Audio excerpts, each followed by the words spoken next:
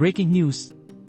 Senador Ping Lacson nagtataka kung bakit tila nawalan na ng gana ang palasyo sa ICI.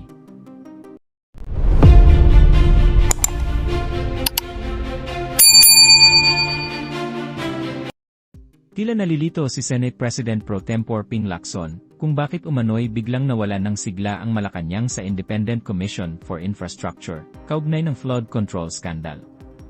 Sa kabila nito, iginiit ni Lacson na naniniwala pa rin siya sa silbi ng ICI, lalo na sa paghalukay ng mahahalagang impormasyong maaaring magamit ng Ombudsman at Department of Justice sa paghahain ng mga kaso laban sa mga sangkot sa katiwalian. I wonder but why Malacanang's enthusiasm is lost all of a sudden.